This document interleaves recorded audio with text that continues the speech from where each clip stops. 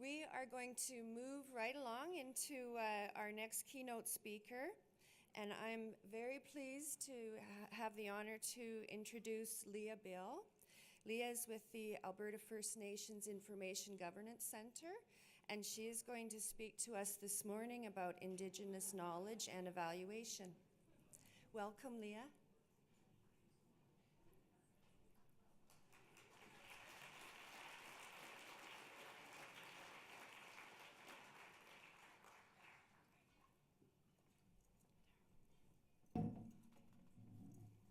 That's going to slide off of there. Is this the... This is the green button, and you've got a... Oh, down there. Yes, there you go. Good morning, everyone. It's a pleasure to be here. Before I actually start doing my presentation, I want to acknowledge Treaty 7 territory, unceded lands of the Stoney Nakoda, Sutuna Nation, and 3 Blackfoot tribes, Siksika, Piegan, or Piikani, and Kainai. Being from Treaty 6 territory, I've lived here now for over 20-some years, but I'm still a visitor. But it's a real pleasure to be here to share some of the knowledge and the information that I have from an Indigenous perspective, but more importantly to also acknowledge that our bodies of knowledge and information have a place in evaluation, and in particular now as we're in the Truth and Reconciliation time or era of Canada. So firstly, I want to talk about OCAP. How many in the room know about OCAP? Oh, that's pretty good. I'm happy to see that. So I'm going to talk a little bit about the significance of OCAP, increase your understanding around Indigenous knowledge and its role in evaluation and research, and hopefully increase your awareness of Indigenous knowledge and its use with evaluation. My background is nursing. I've been a nurse for over 30 years and actually started my health career in the Northwest Territories as a community health representative. And one of the things that really impressed me about the Northwest Territories, having grown up in Saskatchewan, was the presence of and the influence of the Indigenous people there. I grew up in an area where there was a lot of racism and a lot of discrimination against Métis and First Nations people. And being bicultural, never fit in. I wasn't a good Indian, I wasn't a good white man, so a white person. So interestingly, over my span of my life, I've learned to navigate both worlds. And as a result, I've taken that life experience now and really incorporated it in a lot of the work that I do in the health field, but also in research.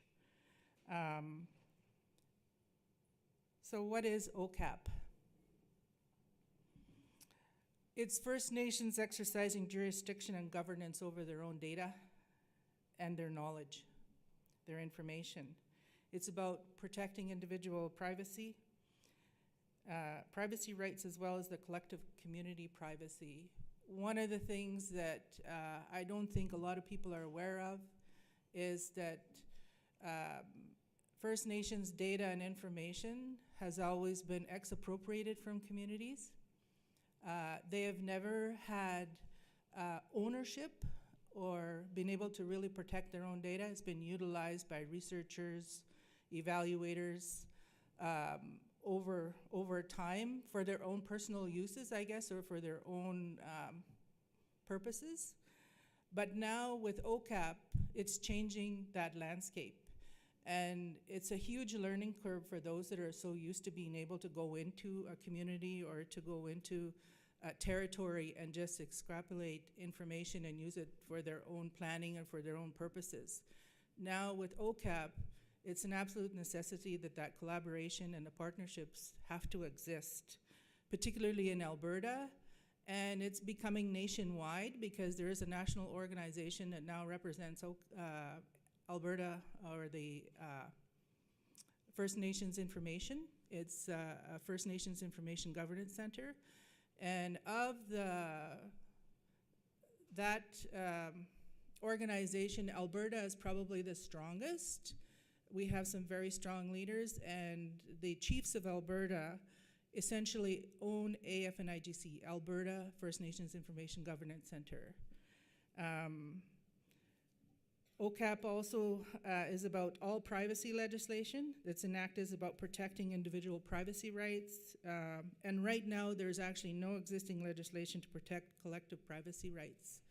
And our leadership now is really working towards trying to change that so that the taking of knowledge and information from communities is protected.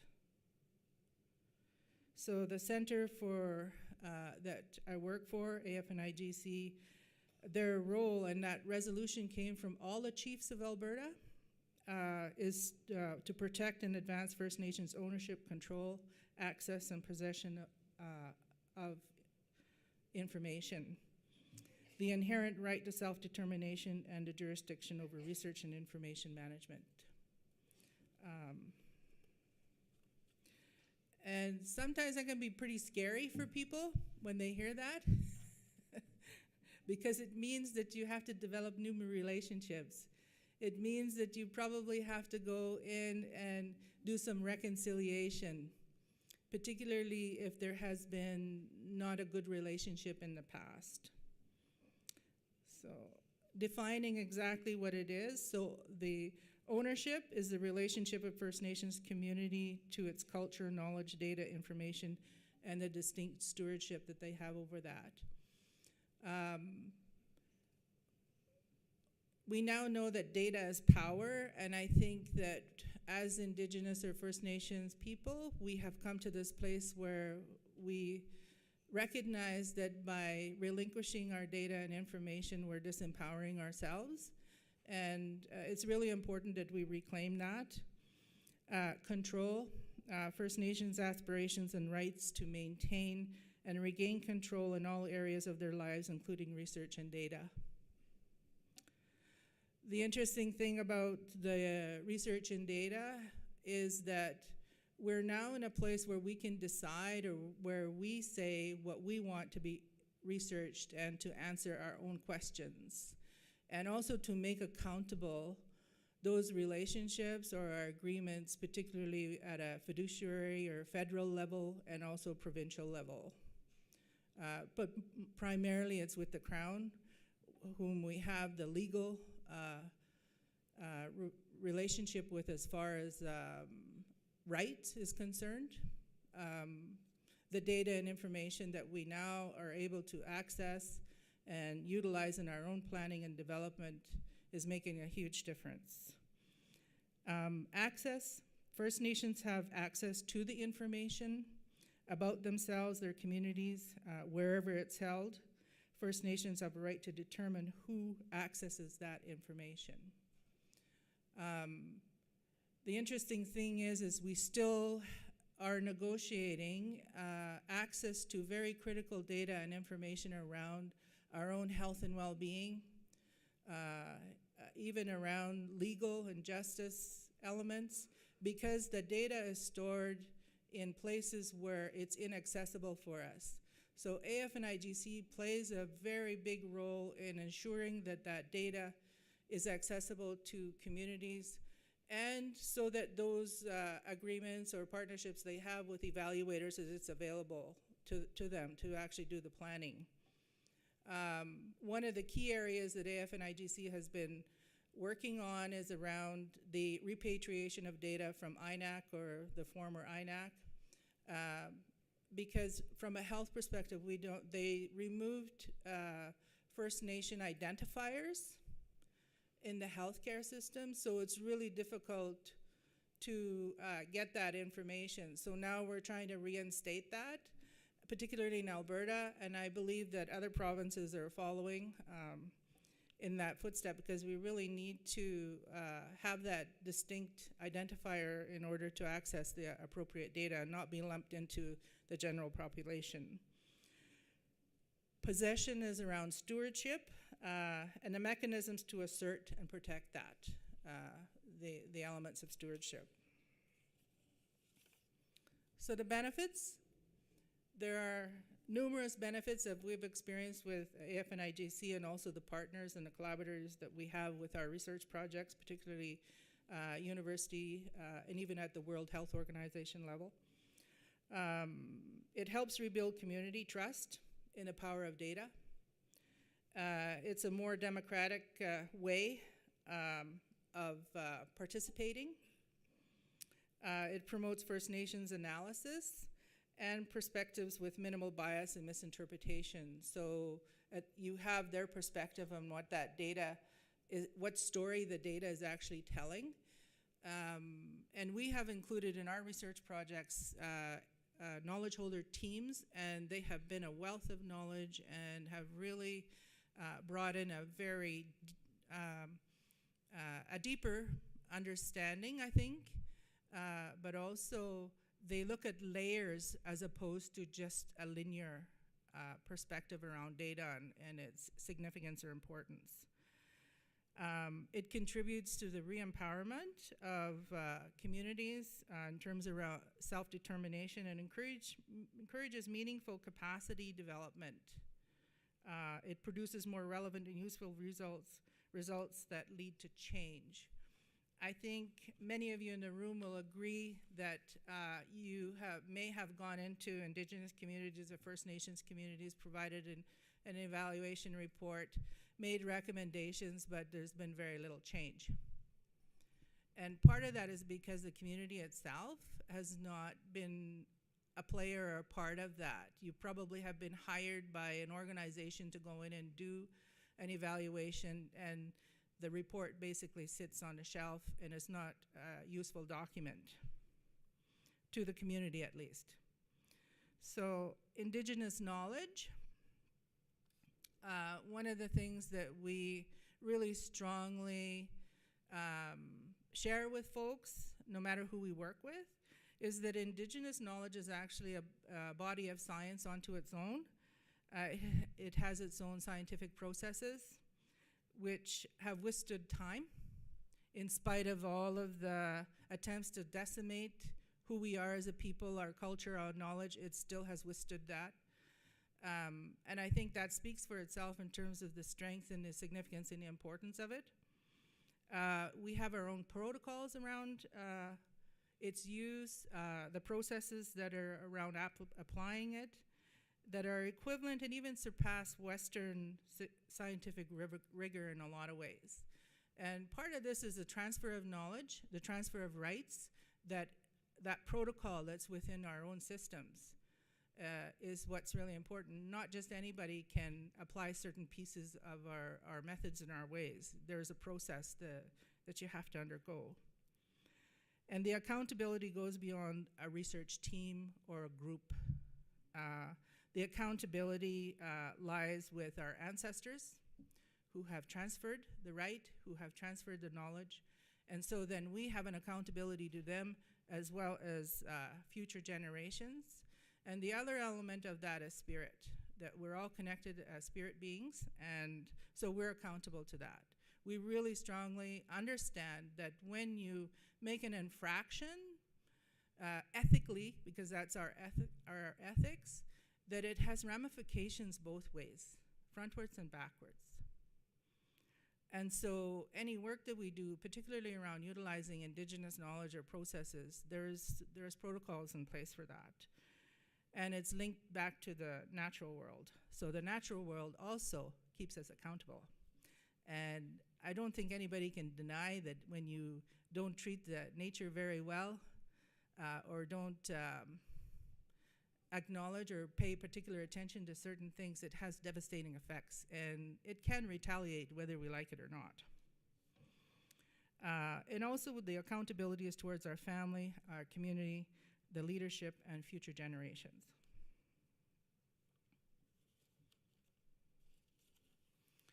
So knowledge holders, and of course there's many levels or layers of knowledge holders. It's not just because you're 65 years old or 50 years old doesn't automatically define you as a knowledge holder.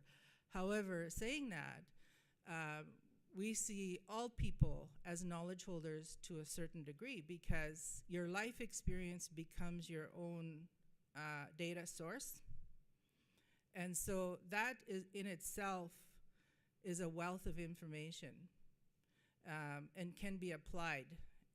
And that's how we, as Indigenous people, say, are we living in a right way? Are we living in not so good a way that actually has far-reaching effects? So bringing that lived experience from various perspectives is considered a body of knowledge in itself. Knowledge holders also have specific privileges, and personally, myself, I was born into a family that have stewardship and custodianship over certain bundles and ceremonies. So I have first right because I'm the eldest daughter of the only daughter of my grandparents. Then that puts me in a very specific position within my own family system. And my role and responsibility, my duty as a knowledge holder of that places a very big responsibility upon me. And the same applies to other cultures. So when you're looking and working with communities, you need to be aware of who your knowledge holders are, so that you don't offend, and you just don't go randomly choose or pick somebody, because there's also orders within our communities on who holds what knowledge and information. So it's really important that you understand and you know that.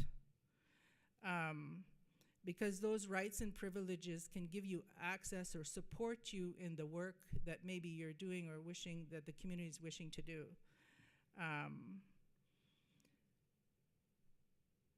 The ceremonies are very critical, and I'll share some of the work that I've done a bit later with some of my slides, but I think in the past we've really approached evaluation, research, and that from a very Western perspective, where you have a research question, a set of objectives, and you go through the motions of how you're going to get your data and analyze it and then make a report. When I started working with AF and IGC, I was part of a cancer research project, and they asked me to bring in an Indigenous perspective and to work from our way. So I said to them, it's not going to be that as easy as that. So my first thing was to sit down with the elders. I gave them protocol, and many elders or knowledge holders are used to being invited, given tobacco, you do a prayer, and that's it, in this kind of a venue. So when I invited them, I gave them the proper protocol, and they kind of sat there. They were a little bit stunned. And I said, in our way, because we are working for our people, and because cancer affects our people in a very deep way, this is an agreement that we have to carry forward, not just for ourselves and not just for this project, but for all people. So I offer you this so that you can feel into yourself whether or not you can commit. And the elders around the table said, nobody has ever done this before with us in this way.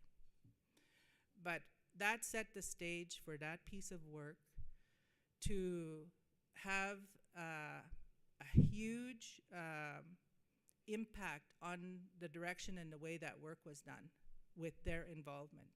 So they walked with me through that entire project and continue to walk with me as we've scaled up and done further work. And they have been so grateful, because what they've been able to do is now bring in ceremony, bring in knowledge and information that they're able to bring their own truth to it, that is multidimensional, but also has threads through many other, not just cancer, many other elements of the community.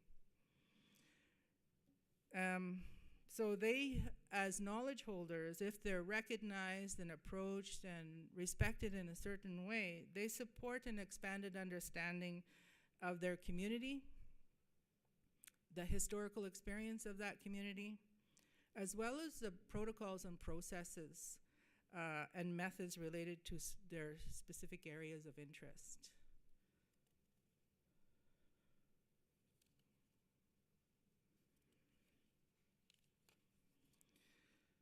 So the key principles that I've identified, and this comes from some of the work that I've done over the past few years, is I know it's really challenging when you come from a different culture to really understand the nuances around culture and how it can be applied, because we have a tendency to think very linear, and we put everything in a box. If it doesn't make sense, then we kind of push it aside.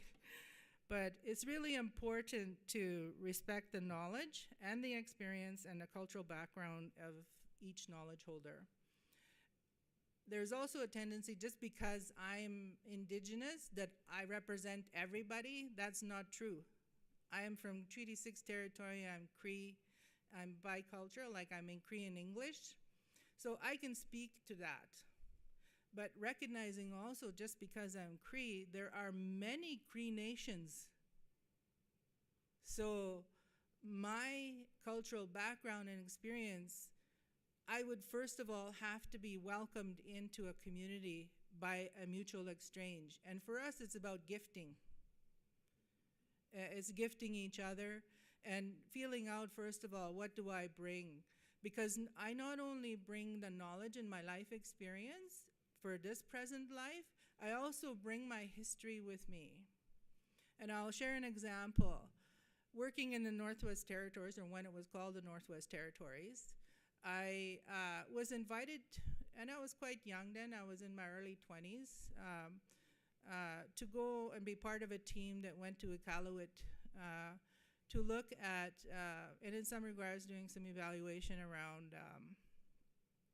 child and family services and some of the issues and problems that we're having there.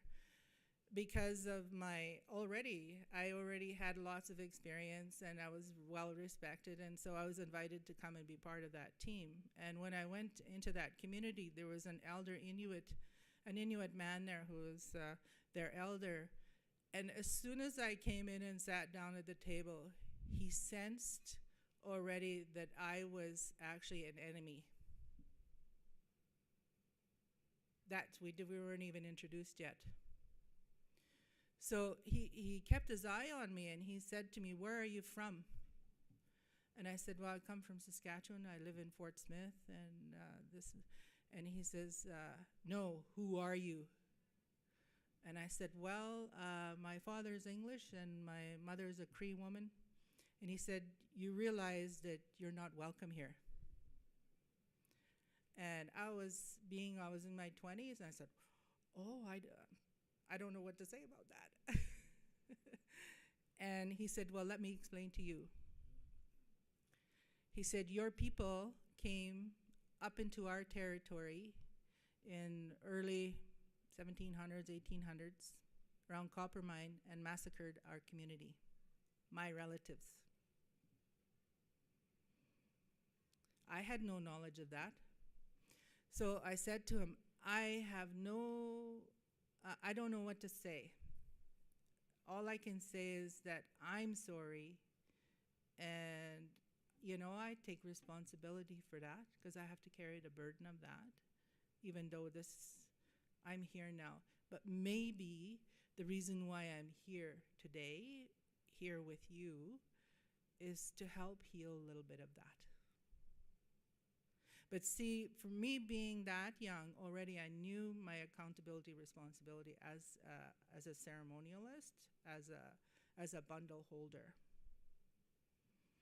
And so I had to, in essence, break bread with him, or eat maktak and do a few other things that were quite, for me, you swallow your pride and you sit down. That was the first step. So sometimes you might be asked to do things that you'll have to really go inside and say, can I do this or not? So, and you listen to hear and learn and to understand, not to expropriate. Have awareness of your own biases, your own cultural biases, and the history with Indigenous people. There's absolutely no way that no one in this room actually does not have a relative that may have infringed somehow on an Indigenous population somewhere. So I think the first step is that you acknowledge and say, okay, so who in my background, even though I don't do it, who in my background may have, because you have to carry a bit of the burden of that. Being very transparent. You have to be transparent around your own agendas and what you want to achieve. Collaborative partnerships.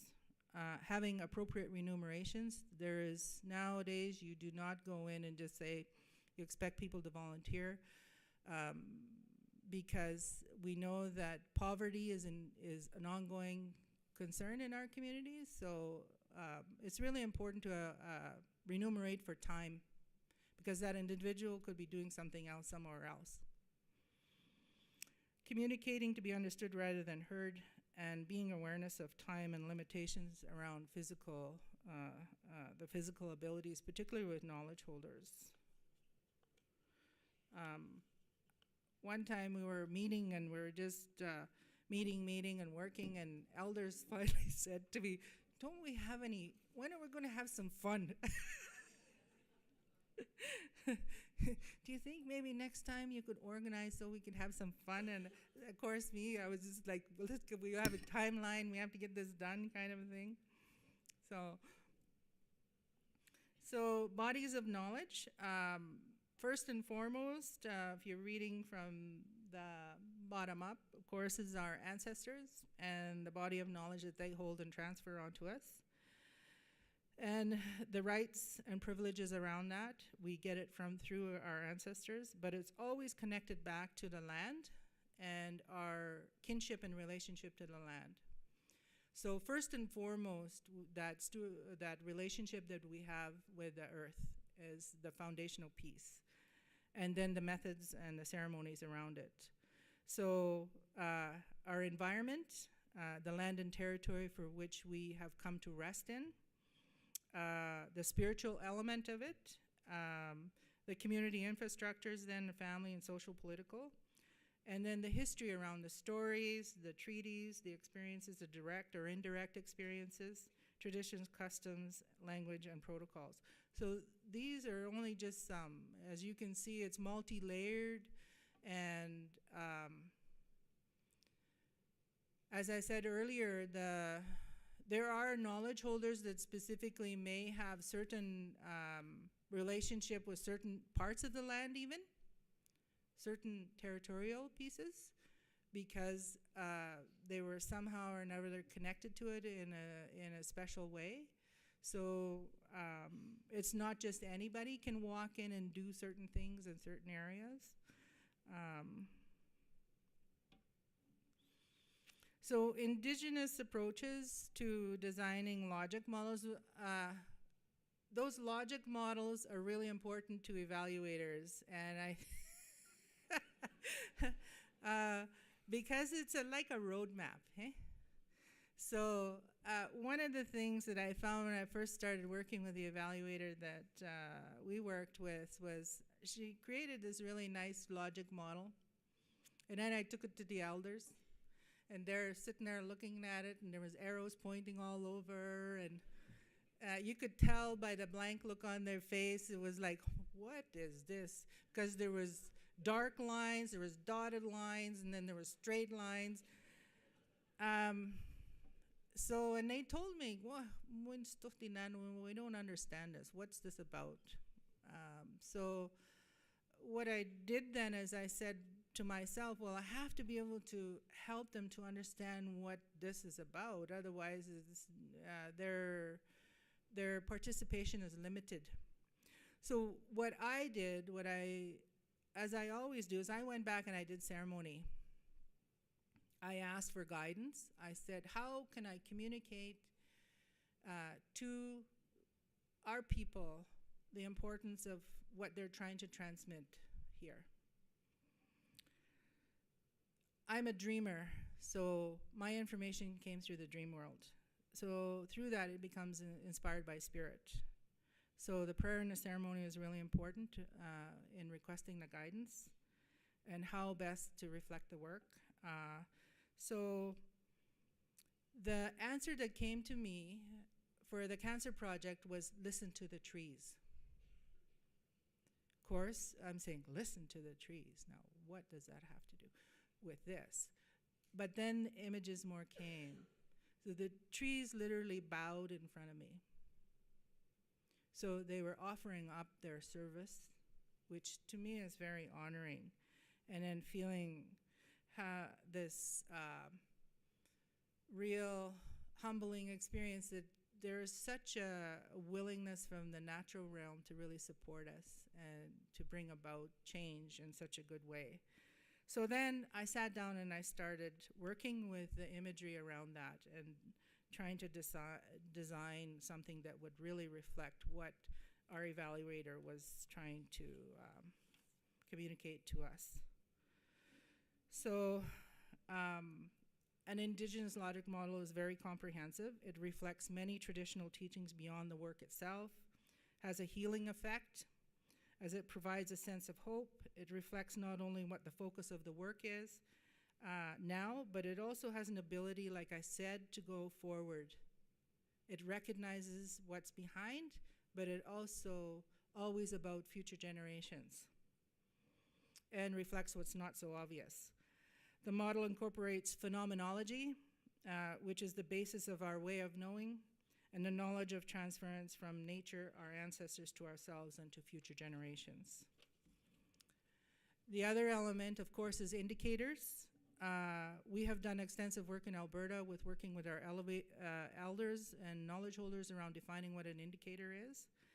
And we've come up with this understanding that our indicators are very biocultural in nature, in design, and approaches to indicators that grow from an Indigenous understanding. This needs to be incorporated in whatever research or evaluation work we do. All things are interconnected, and human beings are not viewed as separate from environments in which we live. We're part of it. So the dream that I had when the tree bent over and bowed and said, "I'll be of service," this was the model that came out of that. So in the center, of course, is the core of the tree, and that's where our focus is. So our project was culturally safe cancer care for Alberta First Nations, and the overarching goals were to increase culturally safe cancer care, improve multi-jurisdictional support, and to improve First Nations cancer care outcomes. The one piece that was missing from the linear model was the set of principles by which we would operate and work. And so surrounding the core of the work was the principles, how we're going to conduct ourselves. So it was working together, working towards sustainability, valuing value and merit, that there was a growth component, and there was supporting autonomy, reciprocity, collaborative or collaboration, and successes, that we had some small successes. The model itself then is divided into 4 sections of the seasons. So in the beginning, we have the setting the stage. So those first 3 petals of the tree in the top was all of the really key important pieces that we needed in moving forward. So establishing the framework, developing those sustaining relationships, and incorporating Indigenous methodologies and developing all that piece. Now, this is the first time, so it took a lot of time to do that because it wasn't done before. Then the second phase of that was looking at the healthcare system, the service providers, making sure that First Nations were more aware, so there was an exchange of knowledge, because there's been knowledge deprivation around the healthcare system and communities. So we played a role, an education role. So literally we were teaching members of our team in the community, as well as members of our team externally that were part of the research project. And it was very labor intensive. And then we go into the next phase where you're looking at the different components around developing procedures, data, and then finally the end piece.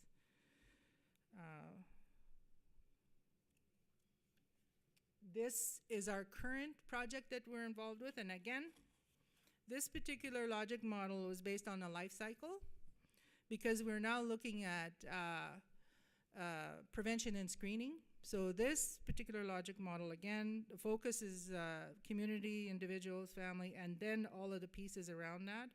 But the important piece, what we found out from the previous project, was that in spite of the fact that we had talked about sustainability, it really wasn't incorporated from the beginning, because it was kind of an afterthought, again, because I came in later. But with this project, we have incorporated it right from the beginning. And so this is one of the reasons why we have those, our kinship and our relationship to the distinct natural world is part of that. And again, the principles surrounding that: respect, awareness, merit, reciprocity, and meaning, very critical and important. I'm just going to speed up a little bit because I think I'm running out of time. This one here, I was asked to develop a framework for food security. And again, there had been extensive work already done by a non-Indigenous consultant. So I literally had to go back and rework and redo it, and I had a very short period of time, but working with community members and elders. So again, guiding principles, and you can see for yourself, you'll get, I'm not gonna go in depthly about it, but again, it's about moving through, but incorporating the knowledge and the information around our kinship and our relationship with nature, and who actually sustains us as far as nutrition is concerned. There is a movement now where they're starting to identify very specific indicators around food security within Alberta, so this work is still ongoing.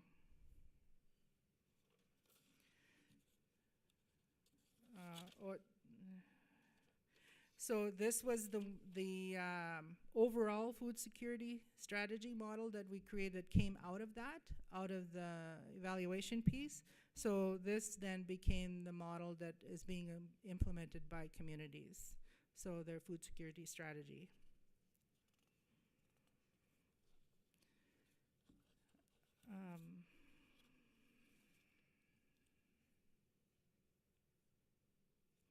This particular model was tied to the, what's it now, injury prevention.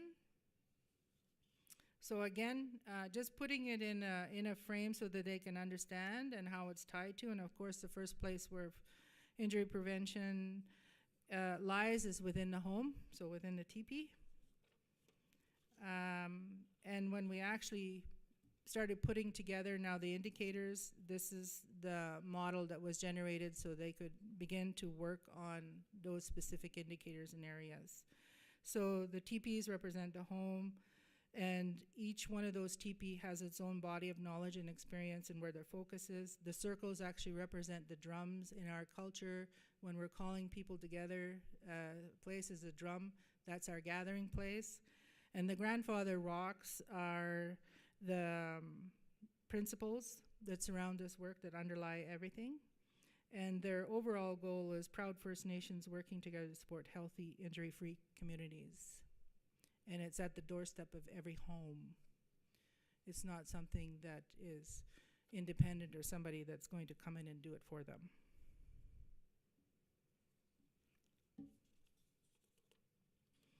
So essentially, this My very first work started many years ago in 1994, and I was given a direction then in working with the 10 First Nations in Alberta Northwest Territories.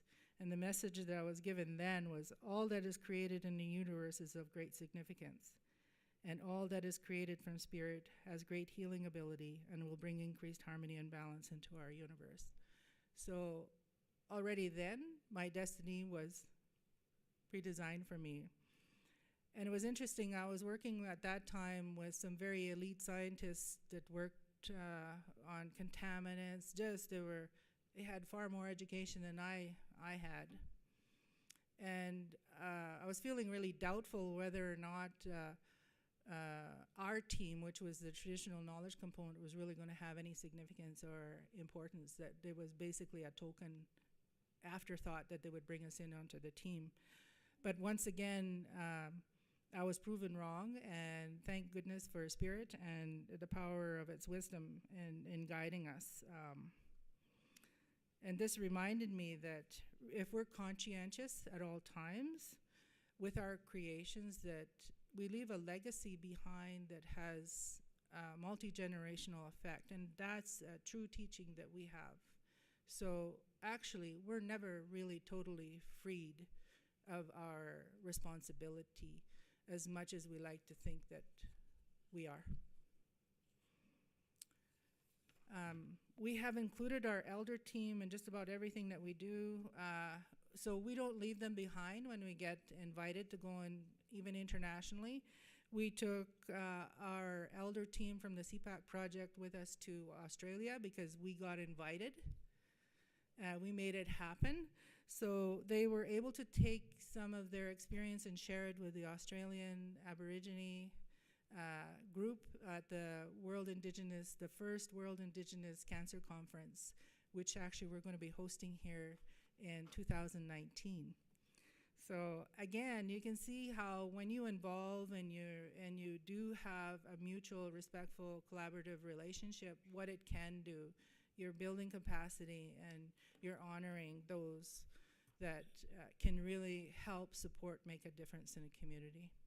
So thank you very much. I hope it was helpful for you, and it's been a real pleasure to spend this time with you.